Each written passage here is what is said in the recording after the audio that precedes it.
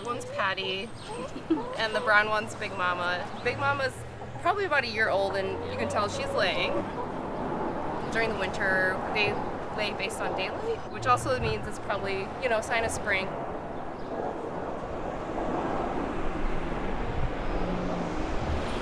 In the winter, I feel like it's the hardest part.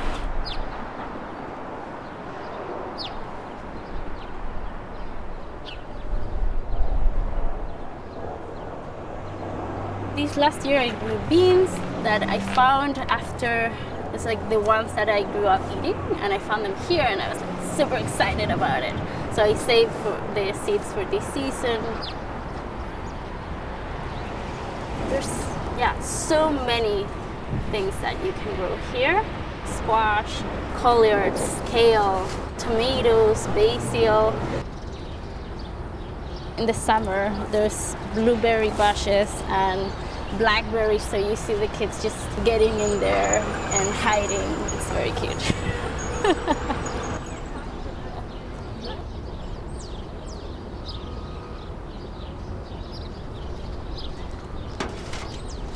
We collect food scraps from the neighborhood in these bins here, and we fill up like 6 of them every week. We don't use any sprays in the garden, and we can do that because our plants are super healthy, in part because of our compost.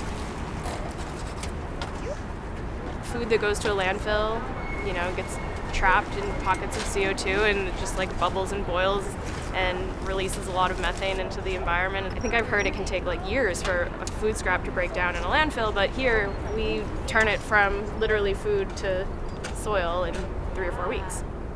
This kind of stuff cracks me up. Bread doesn't even look bad yet. Stick it in your freezer, man.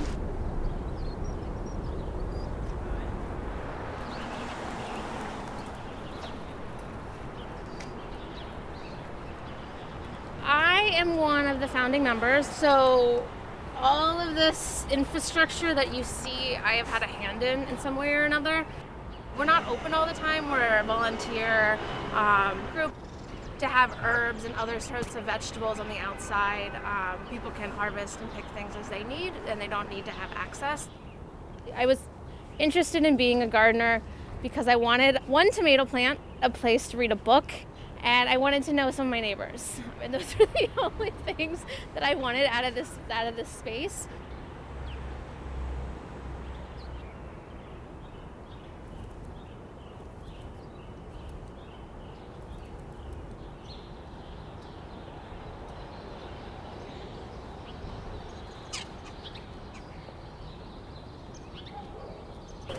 Hey, sweet potato.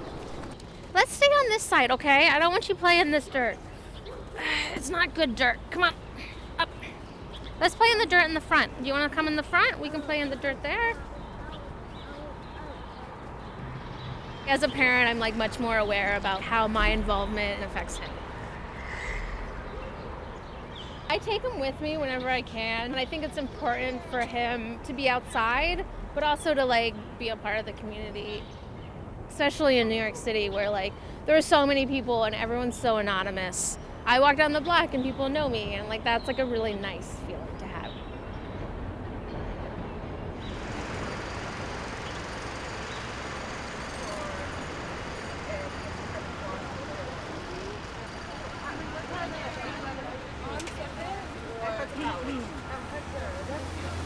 It's important to love on the land, even in a pool.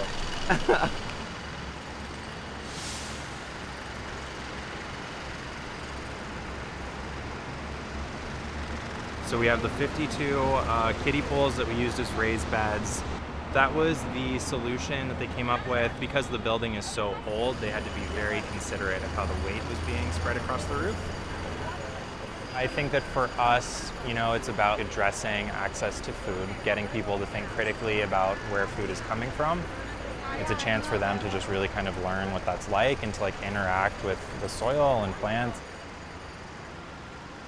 Getting that fresh produce can be difficult. A lot of times it's just not available. Grocery stores in this neighborhood are very expensive. We really just kind of wanted to be able to have more options available to the people who come to our pantry.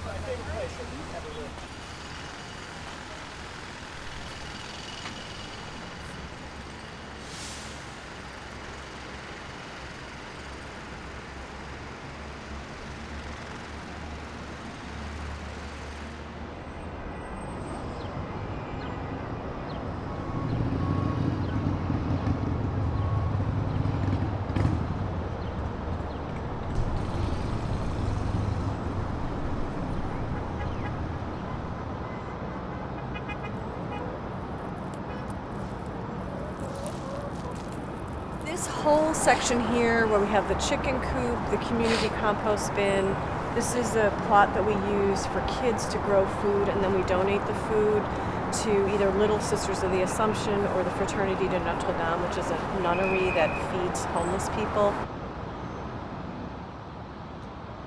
What we had been told is next year, it'll probably be developed. We're still fighting to save it. Housing Preservation Development, or HPD, has been a little bit cagey.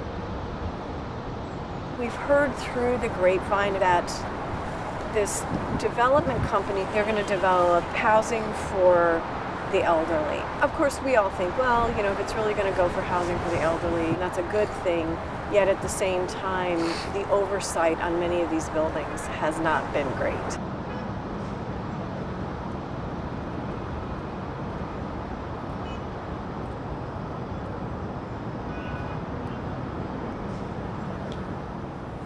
The first kind of initiative with the community gardens happened in the 80s, and then in the 90s with Giuliani, he effectively tried to kick all the community gardens out, and the city saw it as a way to prepare the space for housing.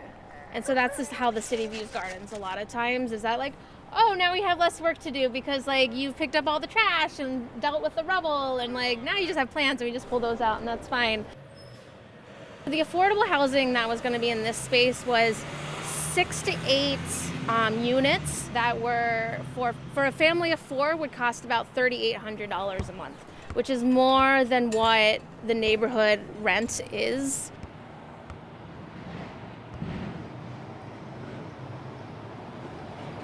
There's a lot of rats in the neighborhood because of all the development and the gentrification happening. When Con Edison opened up the street, we've started to get an influx, and now we're trying to deal with an issue that, as long as I've been here, we never had a problem until they tore up the street. Costco, the company that owns that, is supposed to develop 3 buildings, 30, 40, and 50 stories, right over there, which will take away 40% of our sun. So not only will we have this, once those 3 buildings go up, this is going to be gone. We'll lose almost all our light.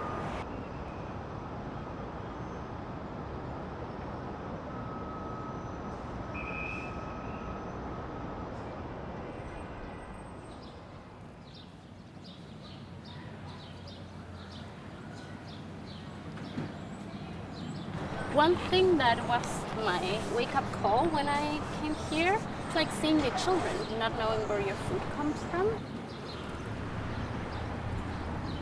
Some of them have never seen or can't recognize the plants or food that they consume.